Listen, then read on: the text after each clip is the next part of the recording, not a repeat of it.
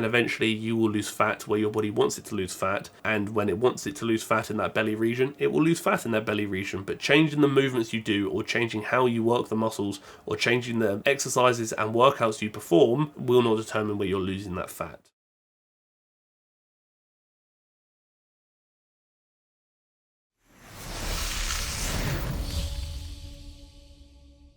We're back once again with an empty head, but we're cracking on with Lilly Sabri today. This was actually brought to my attention for a reason you're about to see on screen now. We're looking at two very similar movements posted very close together, which is very interesting. So we've got a define your six pack in 12 days, flat stomach and ab tone, 6-minute workout, and a tighten your waist in 12 days, slim Pilates waist, 6-minute workout. 2 days apart, 7 days ago, 5 days ago. I've mentioned this before, I'm not going to kind of dwell on it, is the clickbait thing. Obviously, define your six pack in 12 days, flat stomach and ab tone, and the start of it in the description basically speaks to how this is going to lead to a flat stomach and help you sculpt and lose belly fat, but then actually following on from that in the disclaimer saying no, we can't spot reduce fat. We're going to start with the first one, define your six pack in 12 days. We're going to have a look at it, then we're going to compare it to the next one to see what actually changes. Also, I'm going to throw out there very quickly, TFNL Community Coaching is going live next week and it's bloody exciting. And essentially what it is going to be a very affordable group coaching approach where you sign up to the app being Train Heroic, and that gives you access to the program that I'm going to set for everybody, which is going to be two options,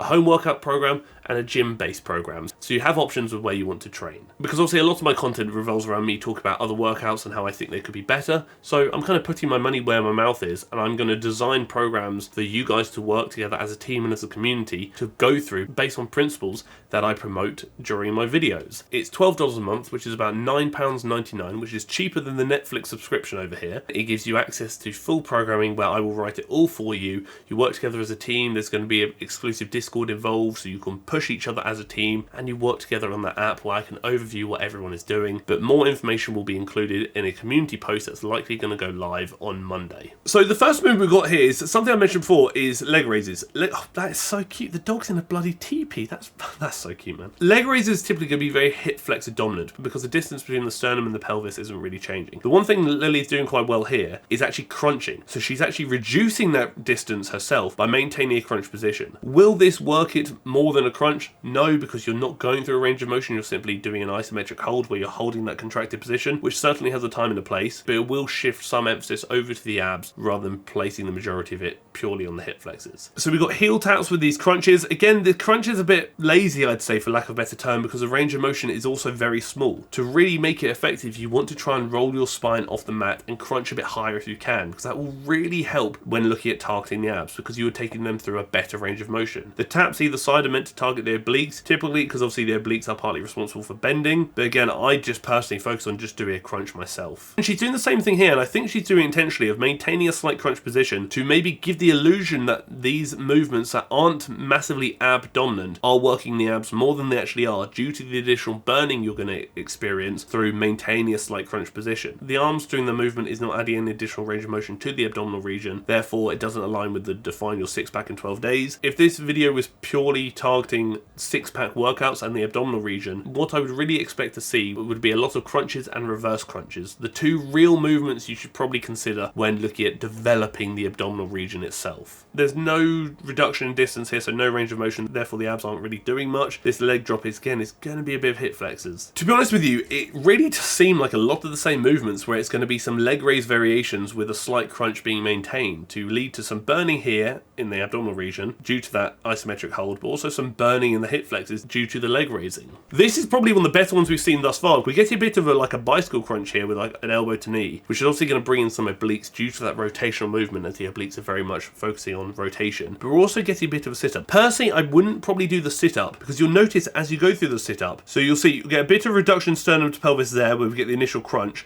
but once we lift off the floor, the distance between the sternum and the pelvis isn't going to change. The back's going to maintain that position and actually just shift up at the pelvis. Distance isn't changing. We're just moving at the pelvis here. Distance reducing, distance now stop reducing, sitting up. Again, so you don't actually need to go that high when you're doing these crunch-based movements. You just need to go as high as you can, where you're still reducing the distance between your sternum and your pelvis. pelvis. I think the reality is, and the sad reality is, with a lot of these movements that are often portrayed during these home workouts, and during a lot of Lilly's home workouts especially, these are very much burn dominant movements, which is a problem I see in a lot of cases. And they do look good, and they are quite exciting, and they are quite fun, which I appreciate and respect. At the end of the day, if you enjoy doing these workouts, then I actually recommend you do them, because again, enjoying what you're doing and having fun with what you're doing is pretty key at remaining consistent with whatever you're doing, and consistency is very important when it comes to seeing results. Ab training, when looking at, let's say, the six-pack abdominal region itself, really is as simple as crunch variations and reverse crunch variations, unless you have access to like a bar where you can do hanging leg raise variations, which is very similar to a reverse crunch,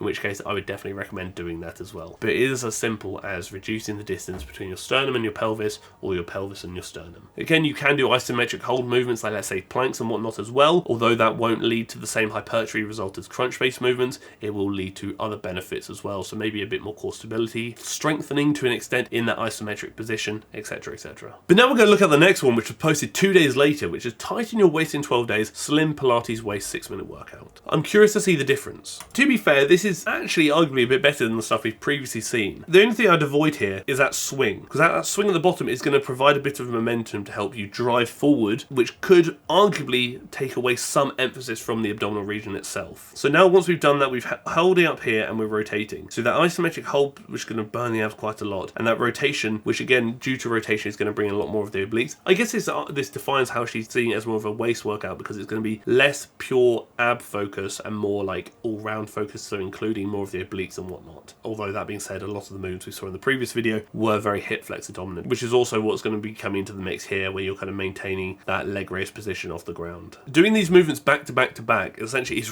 really going to burn now, because you're not giving your abdominal region or any of the moving parts or any working muscles any opportunity to recover. Therefore, they're going to fatigue very quickly and very hard, which again is going to give you that very early illusion of this being insanely effective because you just hurt so much. This is something I never really understood. The movement of the arms is doing nothing for the targeted areas, being that waist area, so the obliques, the abs and whatnot. Moving those arms is not changing the range of motion, is not making the movement harder, it is simply doing nothing other than actually adding a bit of additional work for the anterior delts, whilst also looking a bit different. But again, moving parts in which the target musculature does not have to change how it's working doesn't mean it's adding any benefit or doing anything different. Again, it's very similar to what we've seen in the last video, just a leg raise variation. The hip flexors themselves are actually still going through the same range of motion. The only thing that's really changing is the fact that the knee is bending and straightening a bit. So this is almost like a side plank crunch into elbow to knee. This is interesting. So this side plank is obviously going to bring in a bit of the obliques, but this crunch you're doing here, it's hard to see because you can't really determine whether the abdominal region is actually working much, because you can't really see if the distance between the sternum and the pelvis is actually changing from that angle. Again, this looks like almost like a slight mountain climber variation, where she's obviously steppy in and steppy out. Maintaining that isometric hold, very similar to a plank position. Cool, good for maybe stability to an extent, and arguably strengthening the abdominal region in this isometric position. But that being said, there is not a mass range of motion for the abdominals to actually go through in that position. And this is the question I want to ponder. If you go on Lilly's channel very quickly, let's have a gander. A lot of very similar workouts,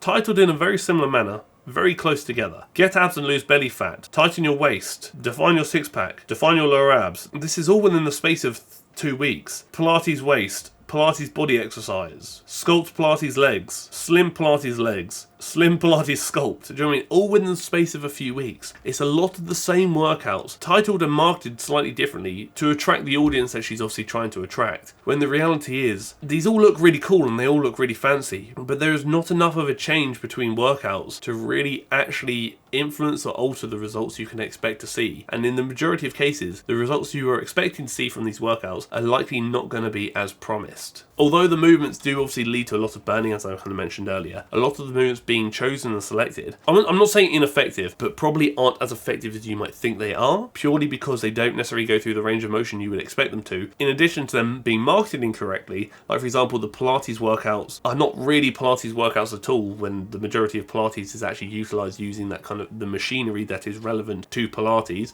So obviously Lilly is not using those, especially in the videos I've just seen. Therefore, not really Pilates itself. When you're saying get abs and lose belly fat, that's going to come from, obviously training the abs is fantastic, unrealistic. If you want to build the muscle, therefore you can see abs at a higher body fat percentage, but to build the muscle you should be treating them like any other muscle, which means going through an adequate range of motion, training them with sufficient intensity, so 2 if not close to failure, and progressively overloading, utilizing additional reps or additional weight. Or lose belly fat is essentially going to come down to a calorie deficit, which is burn more calories than you consume, and eventually you will lose fat where your body wants it to lose fat, and when it wants it to lose fat in that belly region, it will lose fat in that belly region. But changing the movements you do, or changing how you work the muscles, or changing the exercises and workouts you perform will not determine where you're losing that fat. I think Lilly's workouts are quite a nice introduction in the sense that they're short, they're sweet, and they're marketed well. I think Lilly does a good job of getting a lot of people into home workouts, which I do appreciate. It's just a shame that she markets them in a manner that I don't deem to be particularly healthy, because I think it can lead to unrealistic expectations and can potentially lead to a lot of false promises, especially if a lot of the people that might be seeing these workouts might be beginners who maybe don't know any better because they're new to the industry. When the reality is, a lot of these workouts are very much going to achieve a very similar result. Like I said, that result may not be quite what you were hoping for. That being said, if you've got the best workout and the worst workout, you're probably going to see better results doing the worst workout more consistently than just doing the best workouts once. So consistency is key, as is enjoyment, because if you don't enjoy what you're doing, you're not going to stick to it, and if you don't stick to it, you may be disheartened by the results you experience. Like all my videos, these are simply just my thoughts and opinions, and you don't have to agree. I actually encourage you to let me know your thoughts and opinions in the comment section below so I can see your point of view. But no, I appreciate what Lilly's doing. I just simply wish it was maybe a bit better, and she would maybe alter or change her content to allow her audience to hopefully experience even better results than they might already be experiencing. That is it. That is the video. No comment question of the week this week because I am already ahead with videos because, like I said, I'm moving house. But if you do have a question you want me to answer at the end of the next video, then please do consider dropping it down below in the comment section for comment question of the week, and I shall do so. Thank you for tolerating me. Thank you for tolerating my overly organised self being so ahead with videos right now, and thank you for tolerating the video.